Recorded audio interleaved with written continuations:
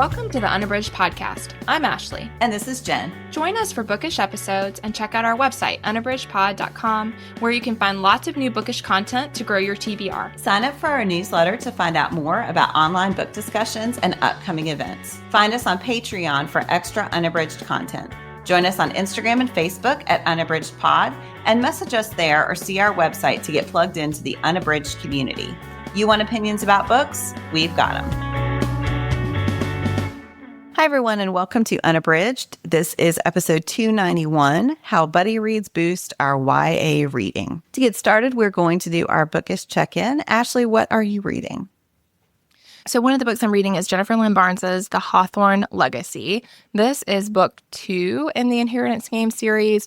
I think I shared a while ago when I read book 1. We did The Naturals with something, the buddy read, with the buddy read. Yeah. So we will talk about that today probably. But anyway, that was the first of her books I'd read, and I did wind up reading that whole series, which I loved. And then I have been enjoying this one. I feel like I'm several years behind on this. I know it was really popular when it came out. But anyway, this picks right back up with Avery and her journey with the Hawthorne brothers to try to figure out all of these really mysterious things that are unclear to them after their grandfather had died and Avery had inherited a ton of money from him, seemingly very randomly. And so I don't want to say too much because I think all of it hinges upon book 1. This is not a series where you can skip book 1. You really do want to read in order, but I'm absolutely loving it. I was a little bit worried that it's been a little while since I read the other one, and I was worried that I would have forgotten too much, but I think that Barnes does a great job of helping the reader anchor in the things that have already happened without making it feel like a constant retelling of the events from the book before. So I really am loving it. I think she does a great job of creating really complicated characters who you love and also who do a lot of really reckless things that make you cringe about their choices. And so I am really swept up in it and so glad that my library holder came in, and I'm looking forward to seeing what happens and all the shenanigans that they get into in this one. So again, that's Jennifer Lynn Barnes with The Hawthorne Legacy, which is book 2 in the Inheritance Game series. I did hold back a squeal because I love that series so much. And it's now there's really good. She's such a compelling writer. Yeah, I really need to finish going through her backlist because I just have loved everything of hers I've read. Yeah, she's a lot of fun to read. And I also think the books have kind of a heisty feel to them, even though they are not, what is happening is not a heist. However, I love a heist book. And there's something about these that's kind of like that. There's a lot of like mystery to uncover, a lot of pulling at the threads of things to figure out one clue at a time. And all of that I think is just really well woven and a lot of fun to read. I agree. What about you, Jen? What are you reading? So just this morning, I started Victoria Christopher Murray's Harlem Rhapsody, and I had a hard time putting it down. It is excellent so far. So this one centers on Jessie Redmond Fawcett. It is historical fiction. It is based on a real person who was a key part of the Harlem Renaissance, and yet I know nothing about her. She was the first Black woman who was the literary editor of The Crisis, which was a magazine that was very key. It was run by the NAACP during the Harlem Renaissance. And at the beginning of the book, she's just moved to New York with her stepmother, who is a white woman who married Jessie's dad when she was 12. And she was white. She was Jewish. She did convert because Jessie's father was a minister, preacher. Yeah, those dynamics are really interesting. So her mother actually had married. He was the second of 2 Black men that she had married. And she is really interested in integrating both ways. So she both thinks that white people should be more accepting of Black people and that Black people should be more accepting of white people. So that's an interesting dynamic. And then the other really interesting dynamic is that Jessie Redmond Fawcett was having an affair with W.E.B. Du Bois before he hired her to run the magazine. And she does not ever want to get married. She decided that when she was quite young. She has a lot of career aspirations. And yet I can already feel like I already have this sense of dread because the book is hinting that this relationship is going to be problematic for her as she's trying to build her career, because the apartment that Du Bois set up for her is about a mile from where he lives with his wife and daughter. So Oh, wow. I sense a lot of drama coming. That's about as far as I am. So she has just, where I left off, Du Bois had this idea to start a children's magazine to help children understand that Black excellence is a possibility. And she's just pitched her proposal for that. And she just met County Cullen. So, Oh, wow. yeah, so it's neat. She also met Nella Larson in an earlier chapter. So it's neat to see all these figures of the Harlem Renaissance surrounding her. I do feel guilty, I guess, that I didn't know her name automatically. But so I'm interested to learn more about her and her career. Wow. Yeah, that sounds really interesting and same that I haven't heard of her. And so I'm glad that her story's getting told. But yeah, that is somebody I wasn't familiar with either. I feel like I should have known. I love the Harlem Renaissance. I teach poetry from the Harlem Renaissance every year. And yeah, so that's a gap in my knowledge that I'm eager to fill. So that, again, is Victoria Christopher Murray's Harlem Rhapsody. All right, well, we are going to shift over to our main discussion about how buddy reads boost our YA reading. And we wanted to do this episode because we actually started doing these buddy reads in January 2020. And every month on Instagram, we have a buddy read chat for our book club book, which all of you have heard about because we have episodes on those. But we also do a YA buddy read. And sometimes they're the same as our book club pick if our book club pick is a young adult book. But often those books don't get any play on the podcast because we don't have devoted episodes to them. And we have read some amazing titles. So yeah, we just wanted to highlight some of the books that we've loved. These will be shorter synopses, but hopefully they'll be enough to give you a taste of some of the things that we've read. We are always open to more people joining these buddy reads. And yeah, Ashley, I don't know if there's anything you want to add there.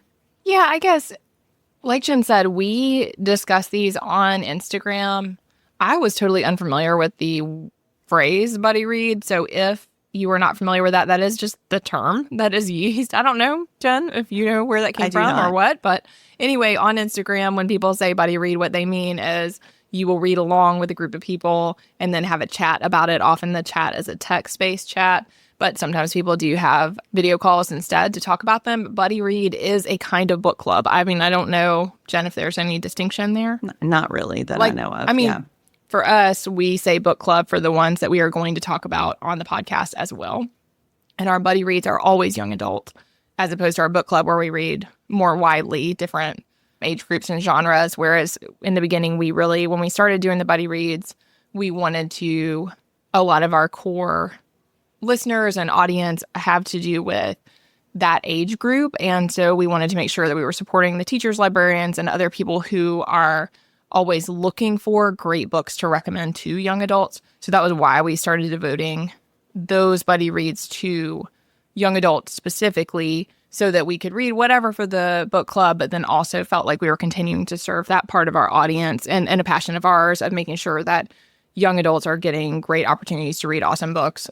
And so, we find those by reading them. And so that was how we kind of got started with it. But absolutely what Jen said, that we read these really great books that both of us are like, whoa, this was amazing, but we don't always talk about it here. So we just wanted to make sure we took some time to share about that if you're looking for ways to read along, or if you're looking for great young adult books, this is a good way to find some. Yeah. All right. Well, I think what we can do is just take turns highlighting some books that we've loved. If you are intrigued after this episode and want to join us, you can check us out on Instagram at Unabridged Pod, or you can just search the hashtag Unabridged Pod Buddy Read, and you should get a lot of results there. We try to tag all of our announcements. And yeah, it's as easy as joining. And, you could be a lurker the first time and not really participate in the conversation if you just want to see what it's all about. We tend to do rolling chats now, which just means we have a date by which everyone we hope will have read the book, but they can chime in whenever with their thoughts. Yeah. And so that's our model right now, though it has been different in the past. So, all right. Well, Ashley, what's one book you would like to highlight? So one that crossed my mind when we were talking about doing this topic is Jen Ferguson's The Summer of Bitter and Sweet. And this one is set in the Canadian prairie And it is an Indigenous story of Lou, who is I think she's in the summer before. It's been a little while since we read this one, but I think she's the summer before her senior year. For sure, she's getting close to the end of high school. And she is really looking at the complexity of her life. She's uncovering some things about her family. She's trying to figure out how to navigate relationships. She's learning a lot about herself as a person. And it's a lot of a coming of age story of her figuring out some things about herself that are really important. And I think the reason that it came to my mind is just that it's one that I absolutely had not heard of on my own and would maybe not have read. And I just thought it was phenomenal. I really enjoyed it. I thought it was a really powerful story. And I thought it was quite different from anything else that I had read. So that's Jen Ferguson's The Summer of Bitter and Sweet. And again, I think it's just a great example of where I'm so glad I do participate in the Buddy Reads, because it's one that I don't know that I would have found on my own, and that I thought was a really powerful and important story that was different from a lot of the other things I'd read. I love that one too. Yeah, that's still the only book of hers I've read, but she's one I should revisit. What about you, Jen? What's one that you wanted to talk about? One of the first ones that popped into my head is actually technically middle grade, is Jacqueline Woodson's Harbor Me. And that is about a group of friends who are placed in the same class in their middle school. And they all have very different situations and challenges in their lives. One student, for example, is afraid that his family is going to be deported. One girl is dealing with the death of her mother. So they each have things going on. But what I remember most about that book is just this sense of support and of love between them. I feel like it could not be more relevant right now, because some of the issues that they are dealing with in their lives are things that are really coming to the forefront of our culture right now. And so I feel like it would still resonate topically, but there's also just this beautiful sense of the ways that these kids can come together, sometimes more effectively than adults can, to support and love each other. And it is a book that, just is so warm and so beautiful. It's very short. It's a fast read, but it is so powerful. So Jacqueline Woodson's Harbor Me is one that has really stuck with me. Yes, I love that one so much. And absolutely, if you've not read that, it's well worth the time. It reads so quickly and it is very impactful. And yeah, like you said, I think just uplifting. I think if you're looking for hopeful reads, this is a great one to read right now. Yeah. And to encourage kids to read too. Like, it's just such a powerful book and I think Woodson often does a really great job of showcasing empathy, like how to cultivate empathy, why empathy is important, and how having empathy in our lives can really make our lives so much fuller. Yeah. What's such a good one? What's another one that stuck with you, Ashley? Another one I really loved was Joanna Ho's The Silence That Binds Us. That is one we did not as long ago. The years just run together. I'm like, when did we do this? Was it last spring? I think maybe. Anyway, it's about Maybelline Chen, and she is a Chinese Taiwanese American. So at the very beginning, in this very high achieving community, her brother Danny dies by suicide, and everyone's profoundly shocked. And of course, Maybelline is devastated and her family is devastated. And yet there is this community backlash from part of the community that wants to place all this blame. It was not the first of that type of thing to be happening in the community. And so there's a lot of blame going around. There's some outright racism happening. There's a lot of judgment. And May and her friends get caught up in all of that.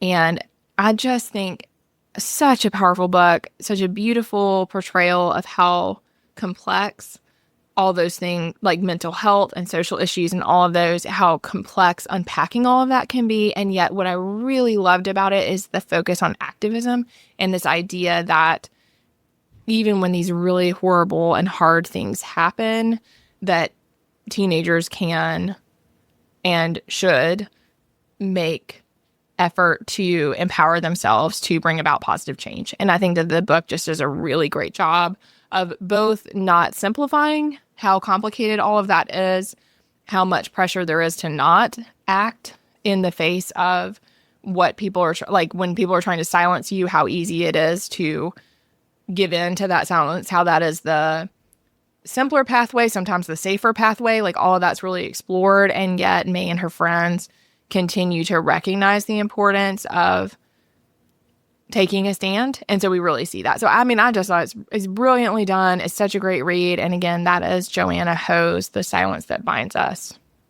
Yeah, when I saw that on your list, that novel really, there are just moments in that book that I can picture so vividly still, even though it's been a little while since we read it.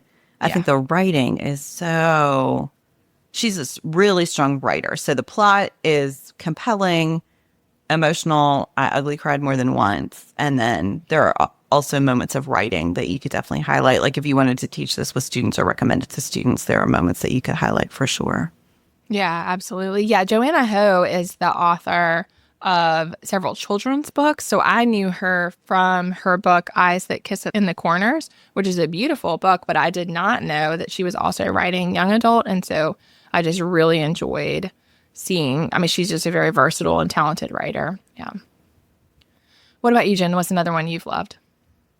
So when I first started brainstorming, I had this realization not too long ago that I was highlighting a bunch of books that were book club picks as well. So I want to mention them, even though they've gotten plenty of play on the podcast. So Adib Khorram's Darius the Great is Not Okay.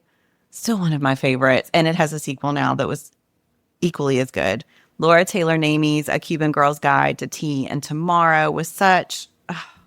it's light, but there are also some really heavy topics that it's dealing with. Aidan Thomas's Cemetery Boys was the first thing I read by Thomas, and I have just become committed to reading all of his books. They're so good.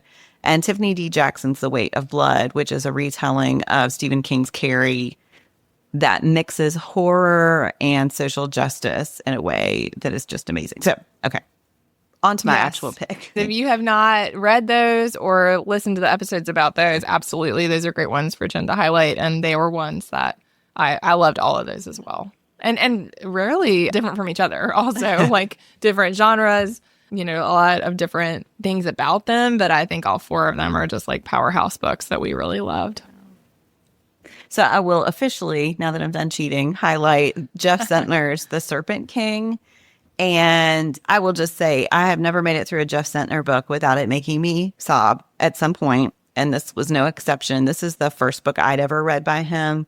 And it focuses on three best friends. I would say Dill, for me, is the main protagonist. And he is dealing with the fact, so his family are Pentecostal. And his dad is a Pentecostal minister who is incarcerated because of some crimes he committed. But Dill has a really complicated relationship with his mother and his father, and with how they expect him to live his life and the role that they expect him to take. They just have a really different vision for who he should be and how he should function and what his future goals should be than he does. And he has his female best friend is Lydia, who has a fashion blog. They live in the Bible Belt. They live in the Deep South. She yearns to be a fashion influencer. She has a really successful fashion blog. And then the third friend is Travis, and he loves fantasy and world building and cosplaying as much as he can get it in his community. And just watching, they go through some challenges with each other, but watching their relationship build through the book and seeing they're right on the cusp of graduation.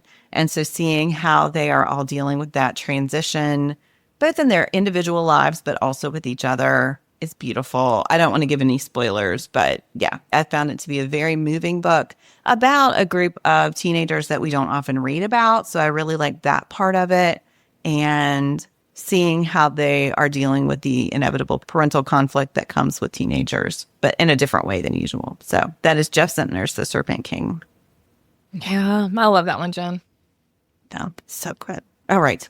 What's one more, Ashley? One more for me. Well, first, Jen mentioned some that we covered. I had said right at the beginning, so I just wanted to circle back that Jennifer Lynn Barnes, we read The Naturals, which is a great example for me where right at the beginning, if I had not been reading with a buddy read, I would not have continued that book because it is pretty grisly. There are parts that are really grisly, and because it is about a serial killer, the whole thing is about serial killers. And so that is like not my jam. I do not like true crime. I don't really like things that explore those like really dark. This is not true crime, but like I don't like the ones that explore that part of humanity particularly. But this is a great example where because we read it with the group, I stayed with it and then I loved it. I think it just really, all the things I said about her Hawthorne series, about the inheritance games, like this is true in The Naturals also, like really complex characters who are trying to figure out the right thing. Yeah, so anyway, I'm not going to get into the details. I just want to say that I think what I love about buddy reads is that sometimes they push us to read something that we might not read otherwise. And while it's always okay to say, like, this is not for me, I think that sometimes for me, I'll just speak for myself as a reader, I do need a nudge to, like, try something that's a little bit different. And then often I am so glad I did. So, and obviously me reading her other series speaks to the fact that, like, I discovered an author I never would have known anything about if it hadn't been for the buddy read. So I'm glad for that. But I wanted to share also, just for one more to highlight, is Nina LaCour's We Are Okay. I did love LaCour before. So this is an example where I did know the author, but I had not read this one. And it has just really stayed with me. I think that this is a book that showcases how isolated people can be. And we really see that in this, and also how community can save us. And so I think that it's an important book. So Marin in this one she's like traveled across the country to go to college. And we see her at the beginning of winter break. And she's entirely alone, essentially, on the campus because everybody has gone home, but she stayed. And we just see that she's kind of unraveling.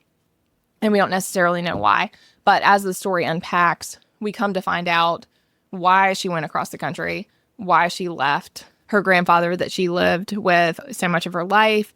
And we start unpacking the grief that has shaped her life, but also her grandfather's life, and how they're carrying that very differently, and then like how that impacts her current situation. So she kind of flees the space, and then in the book, it's very much focused on her best friend is coming out to visit, and she has a lot of complicated feelings about that. And so I just thought it was a really powerful book. I think it really gets into what a mental health crisis can look like, and how important it is to like take those steps to stay connected to people, even if you are having to push a little bit, and why that's important and what a difference it can make. So Marin is really, like I said, in the beginning, you can kind of see that she's unraveling. And then when her best friend comes, we start to unpack why she left and like what is going on and how she's trying to handle all this all by herself as a freshman in college, and, you know, how that has to change. Like something has to change for her. So again, that's Nina LaCour's We Are Okay. I love that book, but another one where I'm so glad that we read it together because it was such an important read for me. So yeah, that book was incredible. I just keep thinking about LaCour's spare writing, and it's so slim, but yes, you get so deeply into her consciousness. It's really beautiful. What about you, Jen? What other one did you want to mention? So I want to harken back to our very first Unabridged Pod Buddy read, which was Nick Stone's Dear Martin. And I know Nick Stone gets plenty of publicity, but there's something momentous about that being our first. The book has now had 2 sequels, so I have not read the third book in the series. But this first book is about Justice, who early in the book has a very negative experience with some police officers that is totally unjustified. And he is really wrestling with how to move on from the incident. And one of his methods of processing is to write letters to Martin Luther King Jr.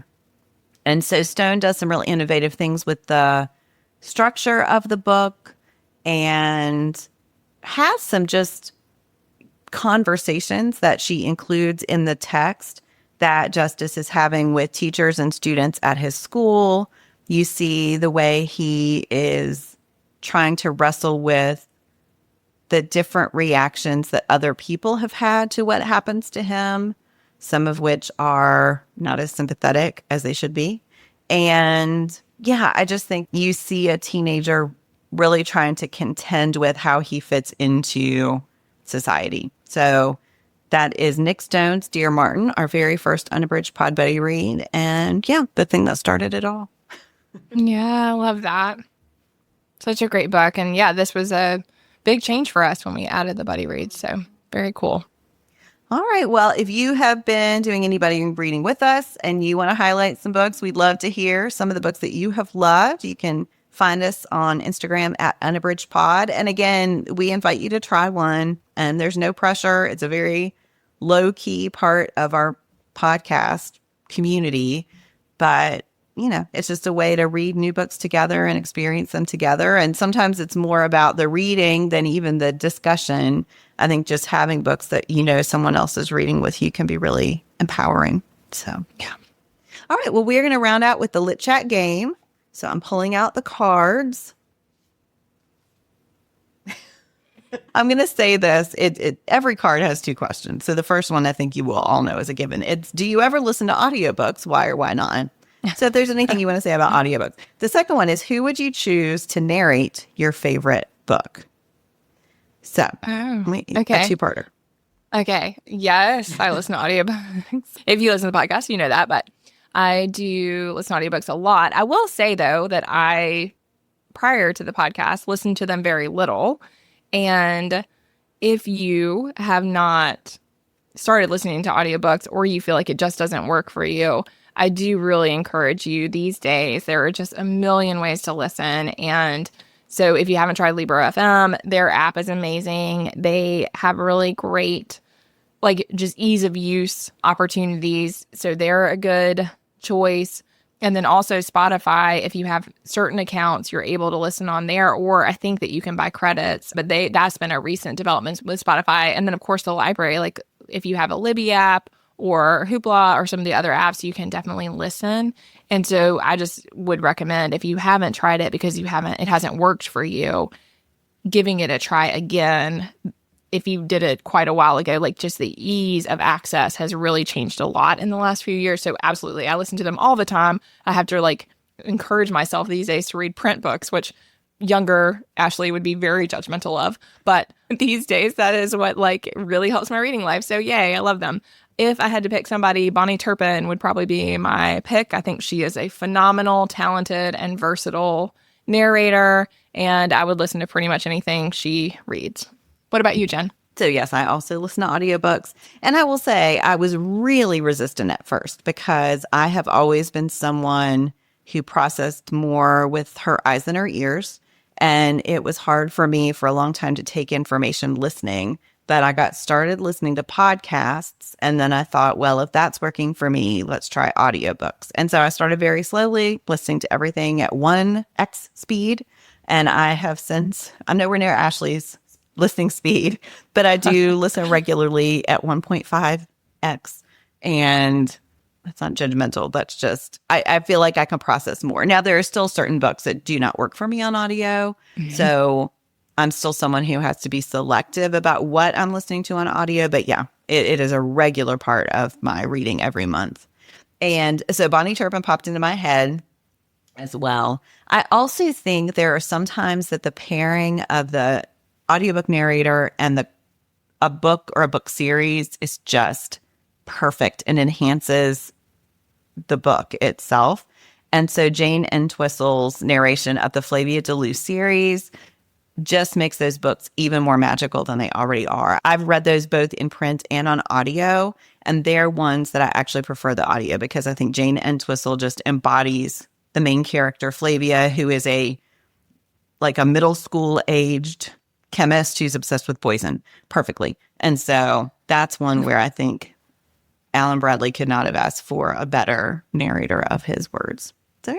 Yeah, I love that, Jen. I love your thoughts about audiobooks. And that was me too, that I really felt resistant, especially I worried that I could not hear an audiobook and internalize it in the way that I mean, both of us are like trained readers, right? I mean, we did literature and we studied all that. And so I think there is this idea that we have to, I mean, I had resistance when I switched to digital, right? I mean, it was that same thing of like, I have to hold the print in my hand. That is what it means to be a reader. And so I think freeing yourselves up to try different things is like so powerful, and that there are these mental obstacles that come up when we're navigating that. And so I'm sure some people are listening like, of course I listen to audiobooks all the time. But I think that, again, if you're somebody who doesn't, of course it's fine if you choose to not. That's fine. But I think that some of the things that got in my way early on have just gotten easier and easier as time has passed. And yeah, I do listen to them very fast. And so, and I mean, I absorb them. Like it's not, I'm not going so fast that I can't understand what's happening or keep up. But I've just learned to listen to them really quickly. And that is helpful because that is something that I cannot read. I can't like double and triple my reading speed in the same way that I can with listening. And so it is helpful for me because in a world where we have a bazillion deadlines for things, it makes a big difference if I can fit something in and still have the joy of experiencing the book, but in a way that I can fit into my time. So that's nice. Yeah, I love what you said about the way we've been trained as readers. I think over the years, as a teacher too, I've just become a lot less precious about what reading is. And anything that invites students into reading, I'm a fan of. So audiobooks absolutely count as reading. And I regularly now, when we're reading books, recommend the best audiobook edition to students, because if that is what is going to get them to read, then I want them to do it. And yeah, I still want them to be able to read on the page or the digital reader or whatever it is, but you have to hook them first. Right. And then a lot of times that's an entree into reading print on the page and diving in that way. So, yeah. All right, everyone. Well, thank you so much for listening. We hope you'll consider joining us in a buddy read on Instagram. And yeah, we'd love to hear your thoughts about some of your favorite Unabridged Pod buddy reads. Thanks so much. Do you have comments or opinions about what you heard today? We'd love to hear them. You can find us on Instagram, Facebook, and Twitter at Unabridged Pod, or on the web at unabridgedpod.com for ways to support us. To get more involved, you can sign up for our newsletter, join a buddy read, or become an ambassador. Thanks for listening to Unabridged.